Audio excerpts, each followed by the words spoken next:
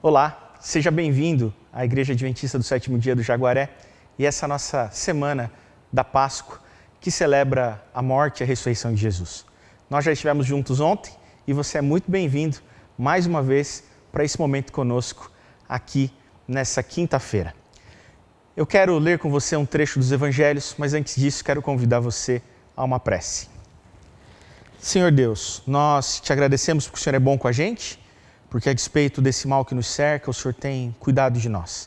Nesse momento nós vamos ler a Tua Palavra, queremos pedir que o Teu Espírito ilumine a nossa mente e atenda às demandas do coração de cada pessoa que está conectada aqui conosco nesse momento. É o que nós pedimos por Jesus, amém. Eu leio o Evangelho de Lucas, capítulo 23, o verso 33 em diante.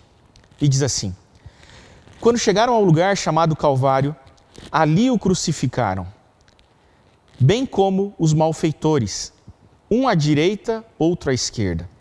Contudo, Jesus dizia: Pai, perdoa-lhes, porque não sabem o que fazem. Então, repartindo as vestes dele, lançaram sortes. O povo estava ali e a tudo observava. Também as autoridades zombavam e diziam: salvou os outros, a si mesmo se salve, se é de fato o Cristo de Deus, o escolhido. Igualmente os soldados o escarneciam e, aproximando-se, trouxeram-lhe vinagre, dizendo: se tu és o rei dos judeus, salva-te a ti mesmo. Também sobre ele estava a epígrafe, em letras gregas, romanas e hebraicas: este é o rei dos judeus. Um dos malfeitores crucificados blasfemava contra ele, dizendo: não és tu o Cristo? Salva-te a ti mesmo e a nós também. Respondendo-lhe, porém, o outro, repreendeu-o, dizendo: nem ao menos temes a Deus, estando sob igual sentença? Nós, na verdade, com justiça, porque recebemos o castigo que os nossos atos merecem. Mas esse homem nenhum mal fez. E acrescentou: Jesus, lembra-te de mim quando vieres no teu reino. Jesus lhe respondeu: em verdade te digo que estarás comigo no paraíso. Já era quase a hora sexta, e escurecendo-se o sol, houve trevas sobre toda a terra até a hora nona. E rasgou-se pelo meio o véu do santuário. Então Jesus clamou em alta voz: Pai, nas tuas mãos entrego o meu espírito. E dito isto, expirou. Vendo o centurião o que tinha acontecido, deu glória a Deus, dizendo: verdadeiramente este homem era justo. E todas as multidões reunidas para este espetáculo, vendo o que havia acontecido, retiraram-se a lamentar, batendo nos peitos. Entretanto, todos os conhecidos de Jesus e as mulheres que o tinham seguido desde a Galiléia permaneceram a contemplar de longe estas coisas. A cruz é o centro da história. A morte de Cristo na cruz é um fato central para o cristianismo. É interessante que é da palavra latina cruz que vem a palavra crucial, isso é, aquilo que é central, aquilo que é importante. Para os budistas, não importa muito como Buda faleceu, mas faria toda a diferença do mundo para nós cristãos se Jesus tivesse morrido de um ataque cardíaco nas praias do Mar da Galileia e não crucificado no Gólgota, por exemplo. A cruz é o símbolo universal do cristianismo, mesmo no mundo onde mais e mais ela tem perdido seu significado. A gente tem visto a cruz em tudo, nas roupas, nos pingentes, nas correntes, nos carros, mas o sentido dela tem sido esquecido de fato. Uma pesquisa recente feita em diversas partes do mundo mostrou que os famosos arcos dourados do McDonald's e aquela famosa concha dos postos Shell são muito mais conhecidos do que a cruz naquilo que representam. A cruz tem perdido a popularidade na mesma medida que o cristianismo tem perdido a relevância no mundo. Esse mundo atual que vivemos. Todos os símbolos do Antigo Testamento apontam para a cruz. Todas as profecias messiânicas prediziam aquele evento. Como vimos ontem, a morte de Cristo na cruz daria vida a toda a humanidade. Quando Jesus expirou na cruz, o céu desceu as suas persianas por 3 horas e a terra estremeceu em comoção pela morte do seu autor. Quando ele nasceu, houve luz à meia-noite. Quando ele morreu, houve trevas ao meio-dia. A cruz, ela é redentiva. na pessoa dos dois ladrões, um à sua direita e outro à sua esquerda, toda a humanidade está representada. Aqueles homens eram culpados, eles eram criminosos de fato. A tradição cristã aceita a possibilidade de eles se chamarem Dimas e Gestas. Dimas, aquele que Mano Brown e os Racionais MCs viriam a chamar depois de o primeiro vida louca da história, foi de fato o primeiro exemplo do fator redentivo da cruz. Nesse episódio, Cristo faz da cruz ou do Calvário o seu primeiro tanque batismal. É importante destacar o verso 43 de Lucas 23 que nós lemos. Ele diz assim: em verdade te digo, hoje estarás comigo no paraíso. Nós não sabemos exatamente o que esse texto está querendo nos dizer. Na realidade, nós sabemos o que ele quer nos dizer, mas nós não sabemos exatamente a construção em que ele está de maneira léxica. Porque no grego antigo, em que foi escrito o texto sagrado, não havia vírgulas. No texto original grego, nós lemos: em verdade te digo, hoje estarás comigo no paraíso. Não tem a partícula que, como nós lemos na tradução em português, nós lemos: em verdade te digo que hoje estarás comigo no paraíso, mas na realidade não existe a partícula que e não temos vírgula. Onde então entraria a vírgula? Alguns, quando leem esse texto, leem assim: em verdade te digo, vírgula, hoje estarás comigo no paraíso. Outros, por sua vez, leem: em verdade te digo hoje, vírgula, estarás comigo no paraíso. Agora, o que isso muda? Ou o que isso quer dizer? Que diferença faz a vírgula? A diferença é muito clara. Se nós lermos: em verdade te digo hoje, vírgula, estarás comigo no paraíso, nós prendemos o advérbio hoje ao verbo dizer, ao verbo digo. Isso quer dizer que naquele dia Jesus estava dizendo para ele: quando eu vier, você vai estar comigo no paraíso. Se você notar no verso anterior, o próprio Dimas, ele diz assim: lembra-te de mim quando vieres no teu reino. Ele não está pedindo: lembra-te de mim hoje quando morrer. Ele está pedindo: lembra-te de mim naquele dia quando você vier. Se nós colocarmos a vírgula antes do hoje, em verdade te digo, vírgula, hoje estarás comigo no paraíso, e ligarmos o advérbio hoje ao verbo estarás, nós teremos que concluir que naquele mesmo dia, naquele mesmo momento, Jesus e Dimas se encontraram no céu, no paraíso.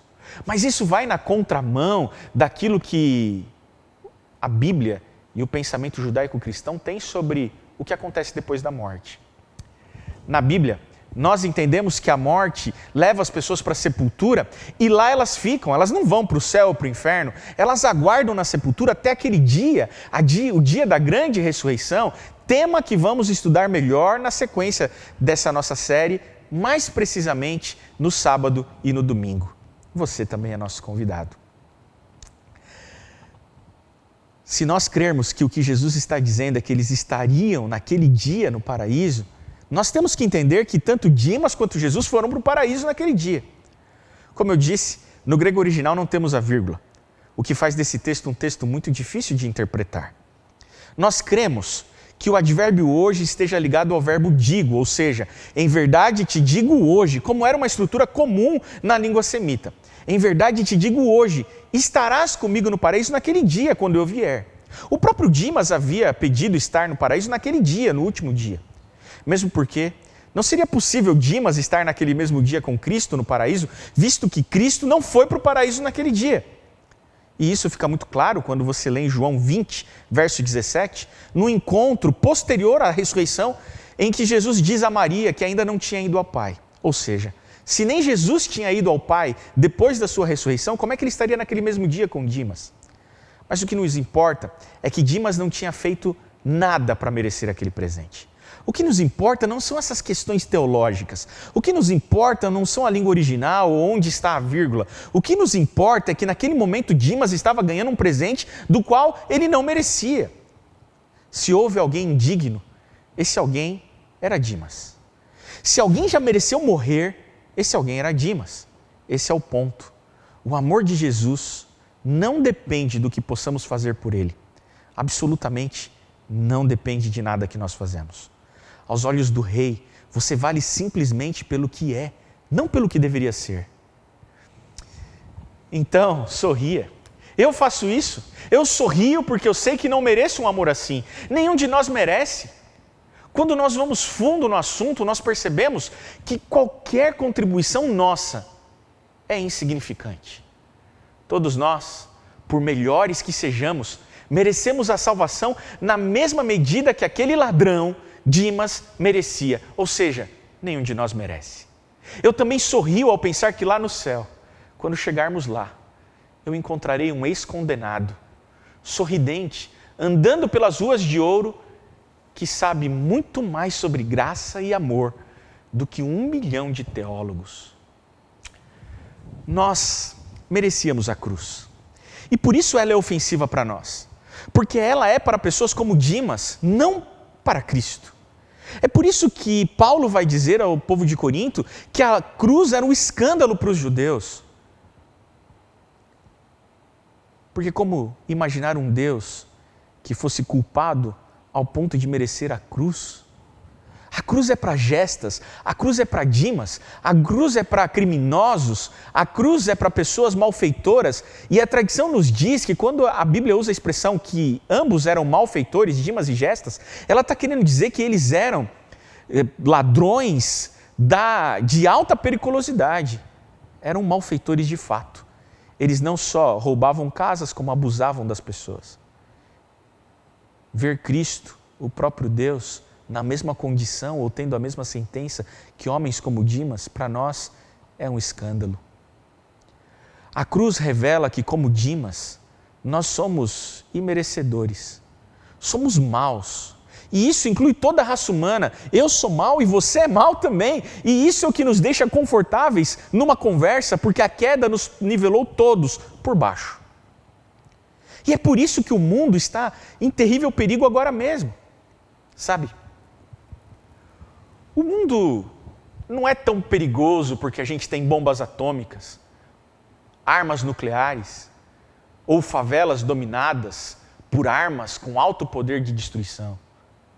Não é a pólvora que faz o mundo ser perigoso. Ele é perigoso por causa dos corações não convertidos dos homens por trás das bombas. É o coração não convertido que aperta o gatilho. É o coração não convertido que aperta o botão. É o coração não convertido que agride. É o coração não convertido que ofende. É o coração não convertido que oprime. É o coração não convertido que faz um lar ser destruído. É o coração não convertido que trai um cônjuge. É um coração não convertido que trata mal um filho, que abusa. É um coração não convertido que faz de fato o mundo ser mau. Corações cheios de inveja, ódio, contenda, ganância, luxúria e todas as outras coisas que podem puxar o gatilho. Sabem, a cruz, ela é a nossa única saída. Cristo é a nossa única salvação. Mas quanta melhor eu preciso ter ou fazer em mim antes que Ele me aceite? Ou quanto eu preciso melhorar até buscar a Cristo Jesus? Eu lembro que na minha adolescência, alguns amigos meus começaram a sair da igreja para desfrutar os prazeres que o mundo oferece. Alguns amigos meus começaram a ir para as baladas, para beber, fazer essas coisas. E volta e meia eu me encontrava com eles e eu dizia para eles assim, a gente precisa ir para a igreja, vocês precisam ir para a igreja. Eles diziam assim, não, eu não sou hipócrita, eu não vou para a igreja agora, porque eu estou bebendo, eu estou fumando, eu estou saindo, eu estou dando rolê, eu não posso ir para a igreja. E eu perguntava, mas quando você vai voltar para a igreja? E eles me diziam assim, eu vou voltar para a igreja quando eu melhorar. Eu vou melhorar e quando eu melhorar, eu volto para a igreja. A pergunta que eles faziam e que eu fazia para eles é, quanta melhora eu preciso fazer antes de buscar Jesus? Quanta melhora eu preciso ter na minha vida para que Ele me aceite? Quanta melhora eu preciso ter antes de vir até a cruz? Sabe, quanta melhora eu e você precisamos antes que Ele nos aceite? A mesma melhora que Dimas precisou antes de ser aceito por Cristo Jesus na cruz. Nenhuma. Eu não preciso de nenhuma melhora para ser aceito por Jesus. A salvação não depende de nenhuma melhora da minha parte. Quanta melhora você precisa fazer na sua saúde antes de procurar um médico quando você está doente? Já pensou? Não, eu estou doente. Vá ao médico. Não, eu não vou procurar o médico porque eu estou muito doente. Eu vou primeiro melhorar e quando eu melhorar da minha saúde, aí eu procuro um médico. Isso seria incabível, inconcebível, não faria nenhum sentido, mas é isso que as pessoas pensam quando elas dizem que precisam melhorar antes de buscar Jesus, precisam melhorar antes de buscar a igreja, precisam melhorar antes de ir até a cruz. Quanta melhora você precisa quando está doente para procurar um médico? Nenhuma. É justamente porque você está doente que você precisa do médico. É justamente porque você está em pecado, é justamente porque você é mau, é justamente porque eu e você somos maus, que nós precisamos agora do Cristo da cruz de Dimas. Eu preciso te dizer, Deus ama você do jeito que você é, não do jeito que você deveria ser. Porque você nunca será do jeito que você deveria ser, até que Ele volte e nos transforme por completo. Eu preciso insistir com você, Deus não te ama pelo que você devia ser, Deus te ama pelo que você é, do jeito que você é. A cruz é a maior oferta de amor, mas o amor tem um ponto fraco. O amor pode ser rejeitado. Hoje, Deus está te dando mais uma oportunidade. Ele permitiu que você vivesse mais um dia. Isso é mais uma oportunidade para que você pudesse aceitar o perdão e o amor oferecidos na cruz. Qual é a sua decisão? Lembre-se que o outro ladrão, Gestas, teve a mesma oportunidade que Dimas, mas ele escolheu rejeitar o amor oferecido. A vida dos dois era igual, mas o destino deles, depois de Jesus, não foi o mesmo. Sabe, nós não seremos condenados pelos pecados que cometemos. Nós seremos condenados pelo perdão de Deus que nós rejeitamos.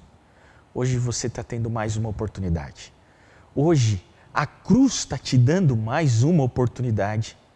No meio de incertezas, no meio de dor, de luto, de perdas, no meio de uma pandemia dessa como estamos vivendo, em que a nossa vida se torna incerta e que nós não podemos garantir a continuidade da nossa vida aqui para amanhã. No meio disso tudo, Deus te permitiu respirar mais um dia, sem a ajuda de aparelhos, e Ele não fez isso à toa. Ele permite que nós tenhamos vida, para que a gente tenha mais uma oportunidade.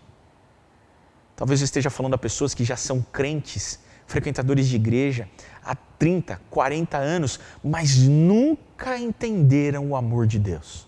Nunca aceitaram de fato a oferta de amor. Sempre acharam assim, eu preciso fazer por merecer, eu tenho que me melhorar, eu preciso um evangelho focado em si mesmo. Nesse momento, durante esse vídeo, eu preciso que você ouça Cristo Jesus dizendo para você, como disse para Dimas, em verdade te digo hoje, estarás comigo no paraíso. Sabe por quê? Porque é o amor dele que oferece salvação. É porque ele te ama que ele quer te salvar. Não é porque você o ama que ele quer te salvar. É porque ele te ama que ele quer te salvar. Isso faz toda a diferença, não é verdade? Isso faz toda a diferença. Porque mesmo o amor nosso por Ele é irregular, é inconstante, muda. Mas o amor dele por nós não muda. E nada pode nos separar do amor dele. O amor dele revelado na cruz. E é por isso que eu encerro essa mensagem de hoje, lendo para você o texto em que Paulo vai dizer isso aos Romanos, no capítulo 8, nos versos 37 em diante. Em todas essas coisas, porém, somos mais que vencedores, por meio daquele que nos amou, porque eu estou bem certo que nem a morte, nem a vida, nem os anjos, nem os principados, nem as coisas do presente, nem do porvir, nem os poderes, nem a altura, nem a profundidade, nem qualquer outra criatura poderá nos separar do amor de Deus que está em Cristo Jesus, na cruz, nosso Senhor. A cruz é a nossa única saída. A cruz é a nossa única esperança. Eu estou apostando todas as minhas fichas na cruz. Mas a minha entrega a essa cruz tem que ser diária. E mais uma vez hoje, Deus está me dando uma oportunidade de entrega. E Deus está te dando mais uma oportunidade de entrega. Acontece que o amor tem um ponto fraco. O amor pode ser rejeitado. Será que você vai rejeitar mais uma vez essa oferta de perdão e amor?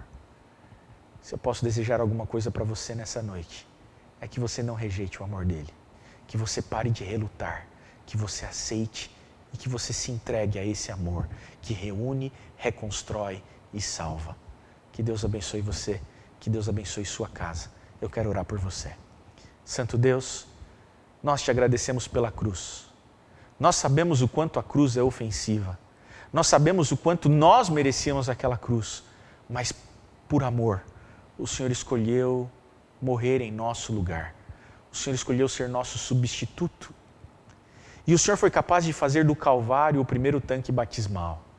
O Senhor foi capaz de olhar para um homem que foi mal durante toda a sua vida, que nunca fez nada de bom, mas que ao olhar para a cruz entendeu tudo, entendeu que a salvação não depende de quem eu sou, do que eu faço, mas do que o Senhor fez para nos salvar.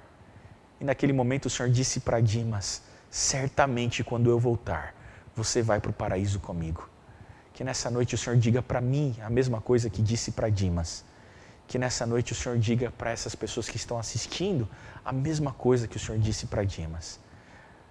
Mas que acima de tudo, tanto eu quanto os que assistem possam aceitar essa oferta de amor.